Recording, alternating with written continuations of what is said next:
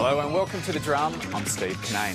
Coming up, Kevin Rudd taps into the spirit of Julian Assange, Christopher Pyne banned from using his favourite term, and Colonel Gaddafi's son warns of civil war in Libya.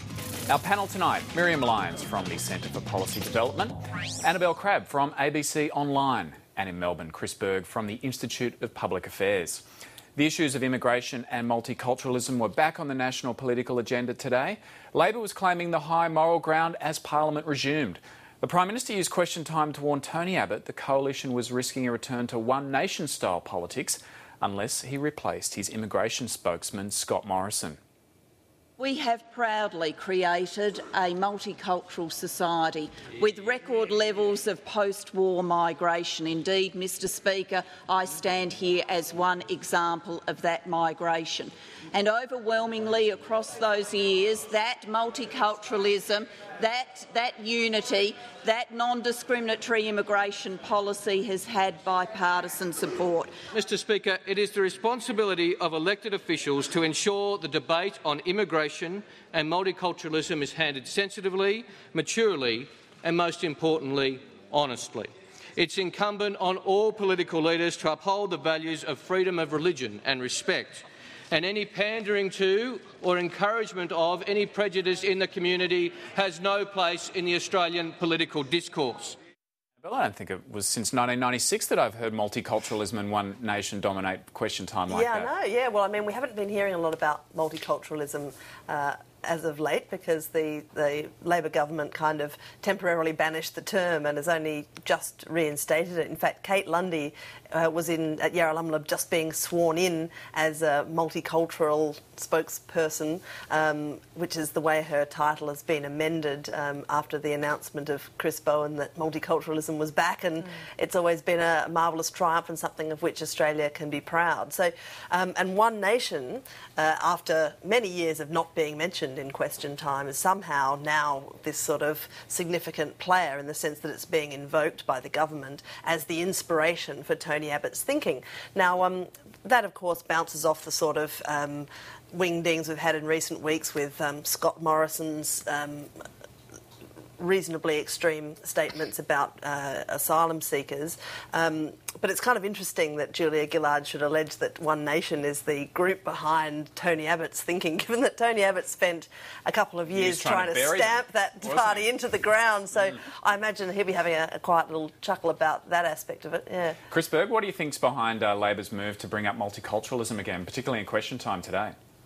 I think it's quite obviously a response to what Scott Morrison has been saying. But I think more interesting is this playing the One Nation card, which appears to be like playing the Nazi card in an online debate. It's such an extreme statement to say any party is a follower of One Nation, because as we all know, One Nation was not just, lower the Muslim immigration rate. There were a huge range of policies to do with, Aboriginals off the dole, all this sort of stuff that were very, very offensive about One Nation. And to claim that the Liberal Party is taking its cues from One Nation is I think, self-evidently absurd. But it just goes to show how far off the prairie this debate about multiculturalism has gotten in the last couple of weeks. Although this link, and I'm sure, One Nation would be kind of mildly surprised and thrilled to have attained the status of a card that can be played. That's quite a substantial evolutionary milestone to be a card. But this link actually harks back to the decision that the coalition made about cutting the aid to Indonesian schools. And this is where it first sort of came up, because there had been this sort of One Nation chain email that had gone around saying charity begins at home and why are we giving all this money to schools in Indonesia when there's schools in Australia that need money and so on. So I think that kind of was the causal link that started out this whole thing. Miriam, why do you think Labor's doing this, and could it pose certain dangers to them in certain seats that they were desperately trying to win at the last election? Well, dangers that they might regrow a spine. I think it probably poses dangers to the architects of Labor's strategy in the last election, given that they were the architects of Gillard actually making nods towards anti-immigration and anti-multicultural sentiment. So, I think that they're probably the ones who ought to be worried at this point. It is a bit rich in some ways for Labor to be taking the moral high ground on this now, just when it's become clear how unpopular the attempts to cross the line, I guess, on this issue have been for the Liberal Party. So in some ways it's a bit opportunistic, I guess, rather than speaking to a sort of long-term principled. Chris, is this Labor trying to show a spine, trying to show some conviction? I would hope so, because I'm a big supporter of multiculturalism, and I really wish that the Labor Party would jump on board. But I think this has all the hallmarks of the Labor Party just flapping around, looking for whether it wants to go right or left on migrants, on asylum seekers. What I find particularly concerning about this entire debate is the way that both the Coalition and the Labor Party have conflated a whole ton of issues together, so that's one big statement about foreigners. So they've tied together the concept of multiculturalism and asylum seekers and Muslim immigration. Everything just gets lumped together into one general feeling that something's not right. When these are all very specific policy areas that Cannane should be debated. Yeah, I think that's right, and I think that happened that was one of the most dispiriting things, I reckon, about the federal election campaign last year, where you saw this sort of clinch with each other, the major parties sort of huddled together on the issue of sort of border protection and asylum seekers and so on, and then somehow It got linked with congestion in Western Sydney. That's right. And it also got linked with just general migration. I mean, even skilled migration sort of got sucked into this vortex, which had hitherto been like an area of bipartisan agreement that they were separate issues. But all of a sudden, they became all fused together. And I wonder if maybe what's going on in the last week or two is you see, a move in some parts of the coalition to a more extreme view being kind of compensated for by a sort of an offsetting move by the government. They're still kind of responding to each other, but at least in different directions. Annabel, at question time today, Scott Morrison didn't ask a question, which is unusual because he's been hammering the government in the last 9 months. Yeah. Was that a tactical issue to protect him, to stop him getting up to the dispatch box? Well, I think that Scott Morrison is a reasonably divisive figure in terms of the coalition at the moment. So you've got that awkward situation where I mean, if he got up to his feet, he'd be kind of shellacked by the government, for sure, but I think there would be some people on his own side that have some hostilities going. I mean, welcome to the world of the wedge. I mean, I kind of...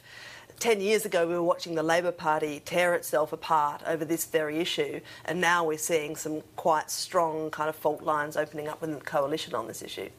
Well, one of the front benchers who dominated question time today was Bill Shorten. Lately, the Assistant Treasurer has been touted, somewhat mischievously, by members of the Coalition as a future Labor leader. And this afternoon, he was asked a question by Liberal Joanna Gash about the government's policy on climate change and pricing carbon, but he didn't exactly give a direct response. I think it's also reasonable to say that this government is very committed to certainty, unlike the opposition. We can't even get certainty on who's running the opposition. Answer to the question. We have the poodle. No Order. prizes for guessing who that is. Order We have Minister. the $1 million man. Oops, The up for a yap. And I won't even go to who the rat is in the opposition. The Minister will return to the question. Order. You need a big bit of cheese in front of some of these front benches. The real problem with fighting climate change is that the opposition is too busy fighting each other to do anything on climate change. Annabel, how did Bill Shorten handle this newfound scrutiny in question time? I think he had a lovely, lovely day. I've just never seen anyone more pleased to be the acting treasurer. That made a pretty fair fist of it. He was certainly not shy, and in what might otherwise in politics rate as a sort of a dangerous rhetorical question, he asked the opposition about the leadership wannabes on their side. Now, I think that the deafening response probably means that I wasn't the only person thinking, there's a bit of that going on in the government too. But, it was all pretty good-natured. But, look, he is a person who was promoted to a ministry after the election. He is someone who, in all likelihood, will be in Cabinet before too long. This was a big outing for him. The Wayne Swan's away, so he was being the acting treasurer, and he certainly took every opportunity that was available to him, not necessarily to do too much spelling out of the government's position on a carbon price, because it's something they're still furiously trying to negotiate behind the scenes, but certainly he took... He's trying to occupy that space that I think for the government has been vacant for a while, which is, a person who can carry the attack in question time. Chris, do you reckon the opposition might throw a few more questions Bill Shorten's way in the future? I think they'd be well advised to stoke as much of Bill Shorten's ego as they possibly can. Oh, he doesn't need that much help, though, Chris. To be fair, I did really like his statement that that he couldn't even be certain who the leader of the opposition was, or when you know that Bill Shorten is pretty sure who the Prime Minister is and will be in the future. I think considering Bill Shorten's potential leadership ambition, his importance in the Julia Gillard network and support base, I think the opposition will love to throw him as much as possible. Is that likely to happen then, Miriam, do you think? Well, I'd like to see it, if only to see a little bit more masterful prop-assisted question avoidance. Yes, yes. No, that prop looked like it had been sitting there waiting to be used for a long, long time. Well, another key player in the question time was the opposition leader of business, Christopher Pyne. He spent much of the afternoon in the naughty corner, being admonished by Speaker Harry Jenkins, mostly for his constant interjections about the Prime Minister. I've noted the behaviour. And in particular, I've noted an expression that I just informed the member for Sturt has been open to other interpretations by people that have contacted me from outside. And the interpretation of the expression that's being used, which I don't think is the intention of the member for Sturt, has brought the House into a bit of a less repute. But I have been charitable in saying that there is no intention of the member for Sturt to have any other connotation to his expression. It would just help if he could be silent for at least 45 seconds.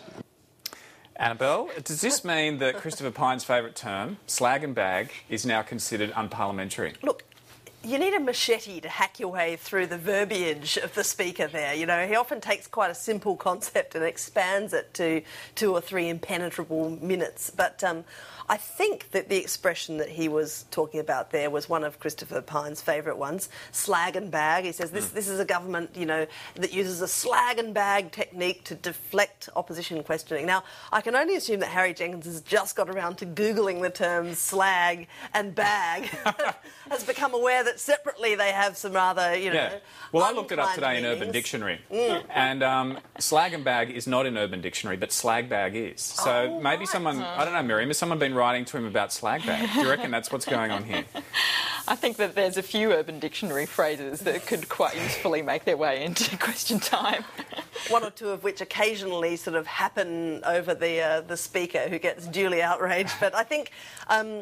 if my recollection is correct, after that judicious admonition from the Speaker, Christopher Pyne still found a way to say slag or bag slag. altogether. Or just slag. Slag. All right, he's moved back to his compromised position, which is slag. Right. Yeah. Or slag and or bag. Well, in other political news today, Labor back down on the youth allowance was also giving Christopher Pyne reasons to smile. After pressure from the opposition and crossbench MPs, the government has decided to bring forward a review of income support for country students.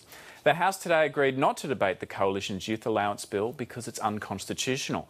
But the Shadow Education Minister was hailing the decision to bring forward the review